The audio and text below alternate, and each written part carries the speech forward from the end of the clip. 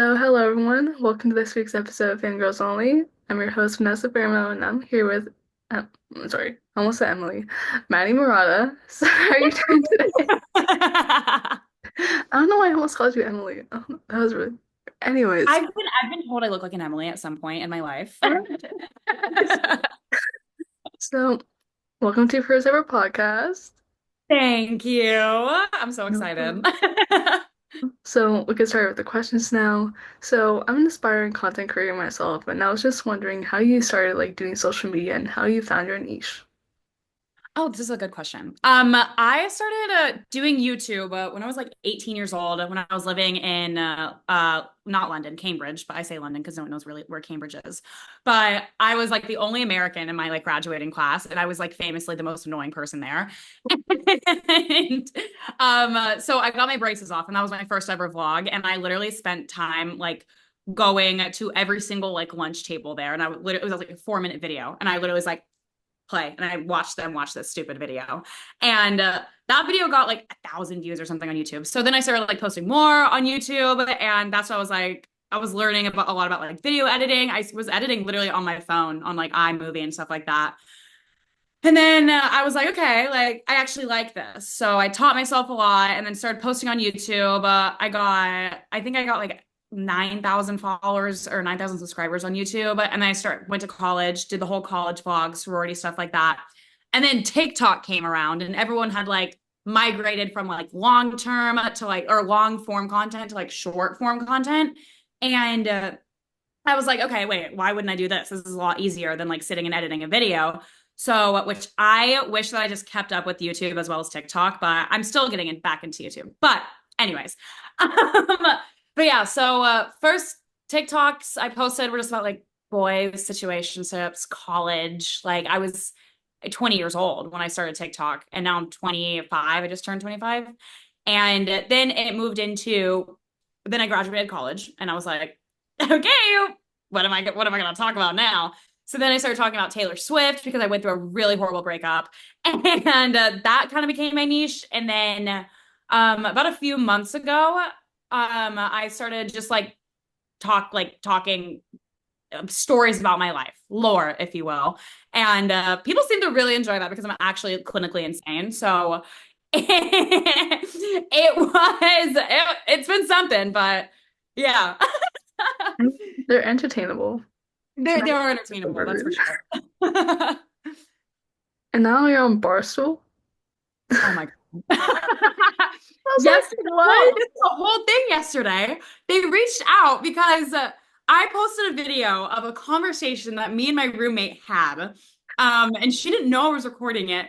And we were talking about this guy that I literally hung out with once and talked to for 2 weeks. And I am so depressed. I've literally like been in fetal position crying in my shower like the whole week. I'm like, I hung out with this guy once. And so I was talking to my roommate about it. And I was like, let me record this because this conversation is like actually insane because it's like, but like, no, but like you should text him. But like, what if he just died? What if his phone just fell in the toilet? What if phones don't work in Canada because he was going on a work trip to Canada and then just disappeared? Oh, Whatever. it's working Canada. Oh, and he was like, and so I just recorded that and I edited it and I posted it and I went to bed and I woke up and I've had videos that like, get like over 1 million views and stuff like that. This one, before I went to bed, it was at almost 1 million views. And I was like, and then Barstool reached out and they were like, hey, do you give us permission to like use this, like submit it, blah, blah, blah, on this link? I was like, sure. And then they were like, so it had like a sound on it. And I submitted the video and they're like, can you just give it to us without the sound? I'm like, well, good Lord, I have to go edit it again now because I can't just remove a sound from a TikTok video, whatever. So I did that while I was at work yesterday. And yeah, and I submitted it and it was posted by the end before the end of my shift. And I was like, well, if he hasn't seen it now, he's gonna see it. So I'm like, God forbid. Rest in peace, Mr. Guy. I think it's appropriate to ask this. So your TikToks are so entertaining. You have the craziest lore that I've ever seen on social media, ever since the one Tana Mojo story time. You probably know. So I do get comments saying like this is like diet Tana Mojo right now. I'm like, Yeah. Yes. So I know you were mentioning this on TikTok yesterday, and I was just wondering, would you ever like make a podcast yourself or like what you said, like a Patreon? I would love to. I actually was just talking with my friends about this last night. Um, I I'm like I'm an open book. I literally don't care what I will talk about my literal beehole on the internet. Like I don't care.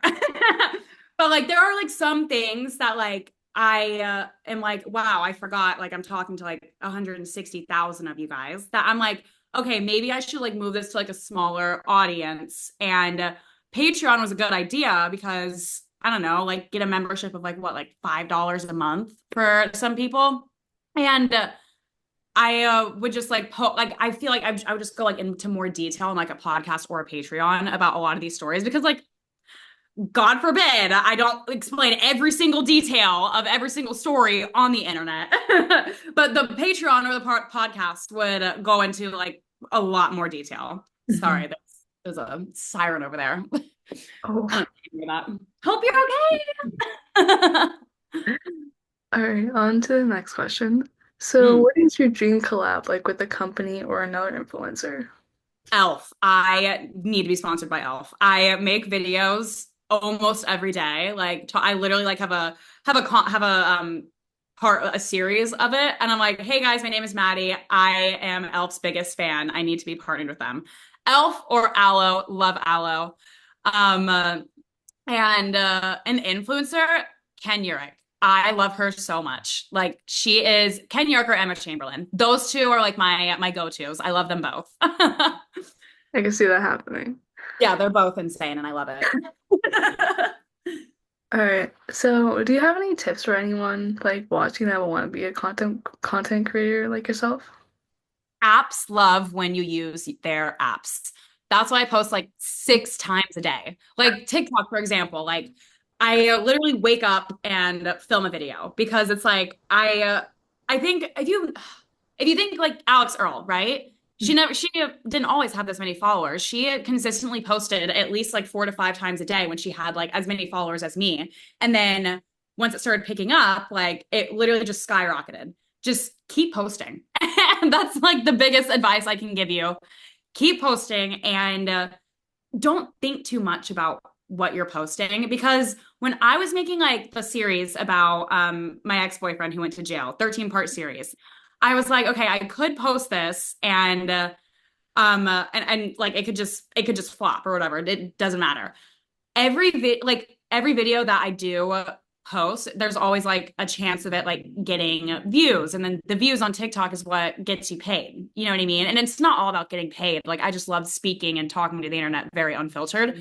But yeah, the biggest piece of advice that I can give is just keep posting no matter what. It doesn't matter. As long as you think the content that you're putting out is the kind of content that you do want to put out, then do it. Amazing. Yes. So this question, I guess, is like about Taylor Swift. So I know Yeah. you're a big Taylor. I know you're a big Taylor fan. What'd you say? No, whoa. I know you're a big Taylor fan. Huge. So and so like what era? Whoa, sorry. You got it. What era of Taylor's music would you say you're in right now? Right now, oh my God, I would definitely say either Tortured Post Apartment Girl. over my 1 day slash 2 week situationship, or Midnights because Midnights has always been that girl, and I love Midnights for the rest, like Mhm. the rest of my life. Love it. Incredible. So now we're moving on to the fan questions. Yay! So Jenna asks if you would listen to only of one. What the hell?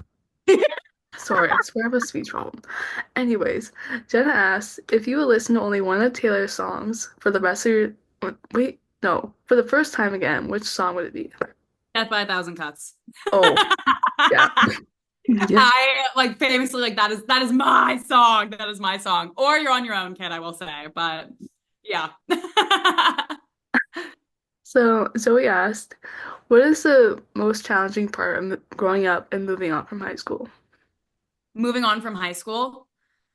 It was weird. So when I grew up, my mom was in the Air Force, so I moved every 2 years. So I was very like acclimated to like having to start over and like having to like make like a new friend group, like get like a new circle around me. Like ever since I was like 9 years old, we started moving every 2 years.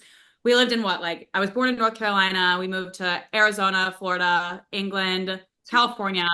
And then after high school was obviously college. And I did college in Arizona because I was like, I like it. Sure, why not? And like obviously like I was moving anyways, so my whole family was moving anyways. So they moved to California and I was just in Arizona, so that kind of made sense. But I will say I think that I have learned and like grown a lot more in my post grad years of college than actually just right out of high school. Because college, it still feels like you're doing college like just to like do college truthfully, and like you're still like you're not making your own money. Like you're still relying on your I mean, for me, I don't. I know a lot of other people like put themselves through college, and like I am so happy and thankful that my mom was able to help me with college along with her job. But I think I learned so much more about myself, my life, and what I do actually want to do after I graduated. And I don't know if it's because I went through like the most gut-wrenching breakup and had to like sit and reflect in the middle of college on like, oh my God, what am I doing with my life? But yes, I don't know. I will say like early 20s is definitely like the most that I've learned and the most that I've grown is yeah, I feel like that kind of answered the question. I'm Yeah. like, you got time, girl. Don't worry. All right. So Little Miss Dramatica asked, what do your friendship bracelets say?